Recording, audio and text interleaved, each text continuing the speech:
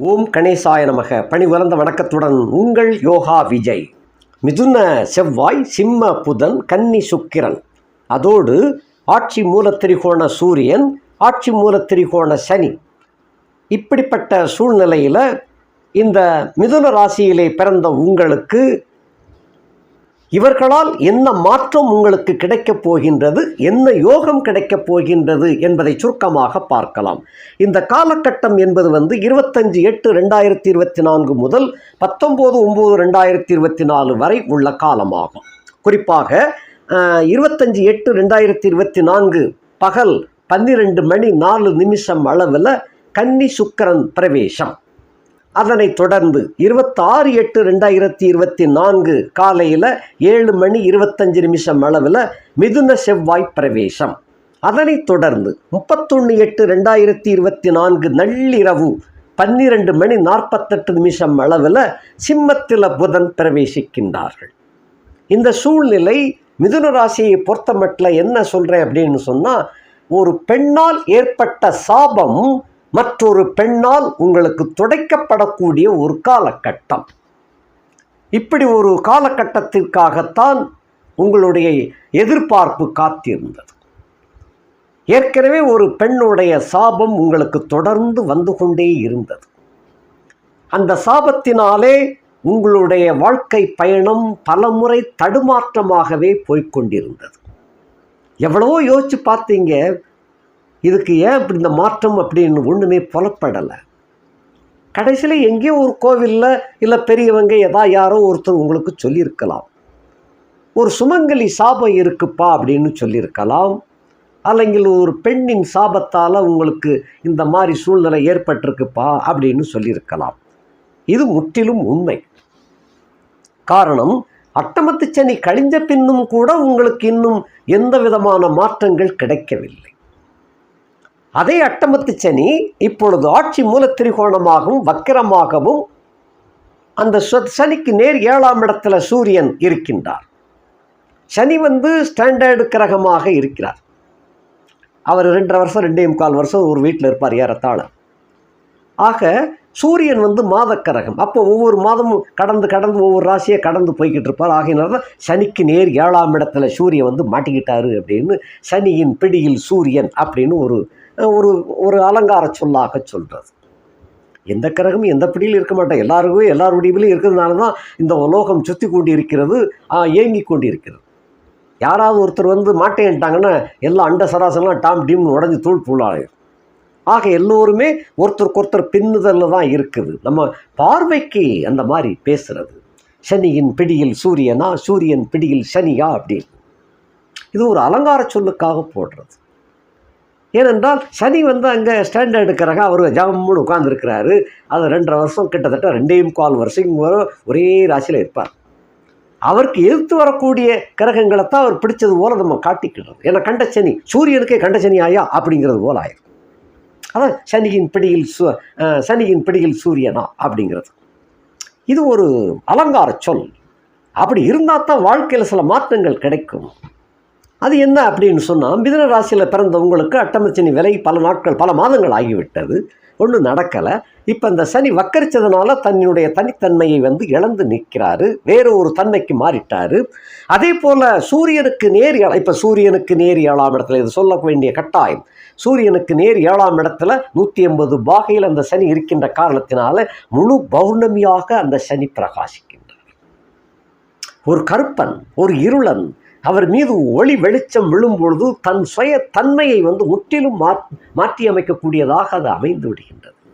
ஆகையினாலே அட்டமஸ்தானத்தை நோக்கி போய்கொண்டிருக்கின்ற அந்த சனி மீண்டும் 9ஆம் இடத்துக்கு வந்தவர் பேசாமல் போய்கிட்டு இருக்க வேண்டியார். ஐயா திரும்ப எதுக்கே போகிறாரு, மறுபடியும் நம்மளும் நுங்கெடுக்க விட மாட்டார் உங்களுக்கே அப்படின்னு நிறைய மிதுன ராசிக்காரங்க புலம்பிக்கிட்டு இருக்கிறீங்க. நிறைய ஃபோன் மூலமாக கேட்டுக்கிட்டு இருக்கிறாங்க. இன்னும் ஒன்றுமே எதுவுமே ஆகலையே, கதைக்கு ஆகலையே, பயிற்சின்னு தான் சொல்லியிருக்கிறீங்க. என்னையா நடக்குது? ஏதாவது எங்களுக்கு மாற்றம் வருமா, வராமலே கடைசி காலம் வரைக்கும் இப்படியே போயிருமா, சனி சனி சனின்னு சொல்லி போயிருமா அப்படின்னு நிறைய பேர் கூக்குரல் கொடுக்குறாங்க. ஏன்னா அத்தனை பேரும் சனியினால் பாதிக்கப்பட்ட நிறைய நபர்கள் இருக்கிறாங்க. இந்த சனி வந்தவர் அவர் பாட்டு போய்கிட்டு இருக்கலாம், ஸ்டேட் ஃபார்வர்டில் திரும்ப வக்கரிச்சிட்டார். வக்கரிச்சதுனால தான் ஒரு சந்தேகம் உண்டாயிடுச்சு. இந்த வக்கரம் நவம்பர் 4 ஸ்டாப் ஆயிடுது. உங்களுக்கு அது ஒரு நல்ல செய்தி. நவம்பர் 4 சனி வக்கரம் முடிஞ்சு ஸ்ட்ரைட் ஃபார்வர்டாக மறுபடியும் வந்துடுவார்.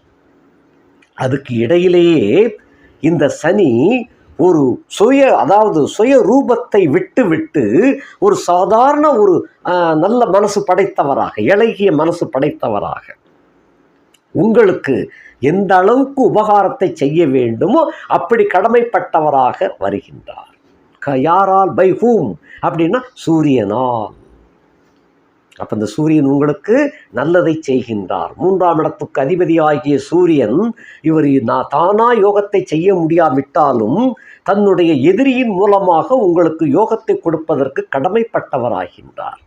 இதான் கிரகங்களின் லீலைகள் அப்படின்னு சொல்லுவது. அந்த லீலைகள் இப்பொழுது தொடர்கிறது. அதே சமயத்தில் 5-10க்கு உடைய சுக்கிரன் அவர் நீசம் ஆகிறார்.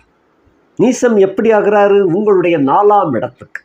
மிதுனத்தை பொறுத்த மட்டும் பஞ்சமாதிபதி சுக்கிரன், யோகாதிபதி சுக்கிரன், விரையாதிபதி சுக்கிரன் என்பதை விட பஞ்சமாதிபதி சுக்கிரன்கிறது தான் அதுக்கு மரியாதையானவர்.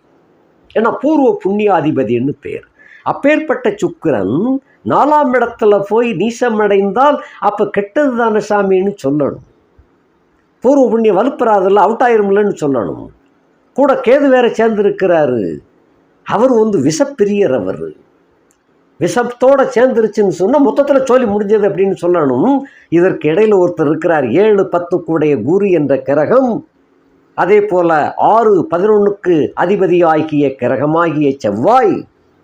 இந்த 2 பேருமே இந்த சுக்கிரனை பார்க்குறாங்க.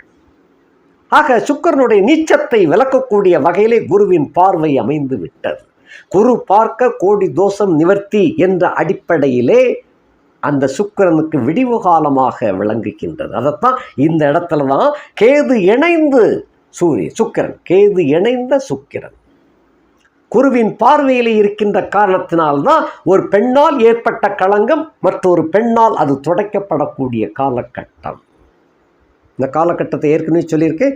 25/8/2024 முதல் 19/9/2024க்குள் கண்டிப்பாக உங்களுக்கு நல்ல பெயர் கிடைக்கும். அதுவும் ஒரு பெண்ணால் தான் அந்த நல்ல பெயர் கிட்டும். அந்த பெண் உங்களுக்கு மிகுந்த உதவிகளை செய்யக்கூடிய ஒரு கன்னி பெண்ணாகவே அமைவாள். இதுதான் உங்களுடைய காலம், பொற்காலம். ஆக சாபம் நீங்க பெற்றவராக விளங்கி புதிய வாழ்க்கை தொடங்கக்கூடிய வல்லமை பெற்றவர்களாக ஆகின்றீர்கள். செவ்வாய் 6-11 ராசியில் உட்கார்ந்துச்சுன்னு சொன்னால் உடல் உஷ்ணம் அடையும். அதே போல் பங்காளிகள் பிரச்சனைகள் முத்தத்தான் செய்யும். இங்கிட்டு ஒரு பக்கம் சாபக்கேடு விலகி புதிய வாழ்க்கையை தொடங்குகின்றீர்கள். அதே சமயத்தில் 6-11 2மே பகையாளி தான்.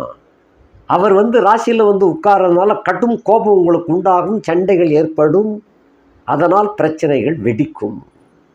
கலகம் பிறந்தாத்தான் நீதி பிறக்கும். அந்த கலகத்தை உண்டாக்குறாரு குரு, அதனை சரி பண்ணுறார். 7-10 குடைய குரு உங்களுடைய மனைவி அதை சரி பண்ணியிருந்தார். நண்பர்களால் சரி செய்யப்படுகிறது.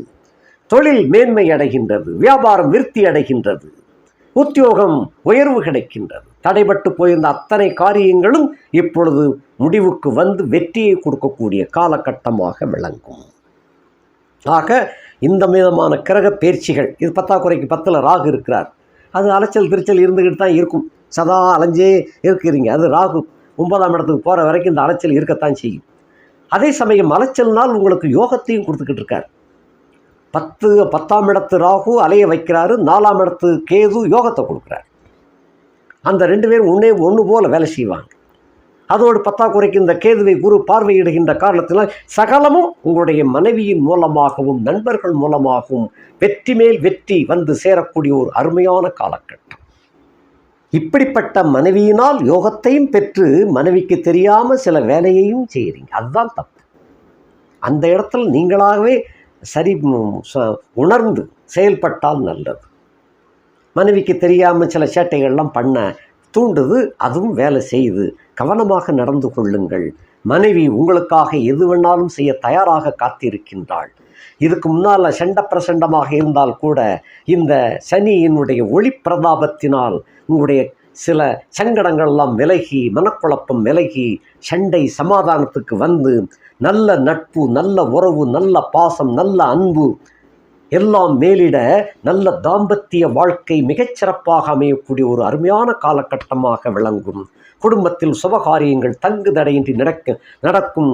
ஆக இந்த காலகட்டம் உங்களுக்கு மிகவும் ஒரு பொற்காலமாக விளங்கும். பொற்காலத்திற்கு அடித்தளமிடக்கூடிய அருமையான காலகட்டமாக அடித்தளமிடப்படுகிறது. நன்றி, வணக்கம்.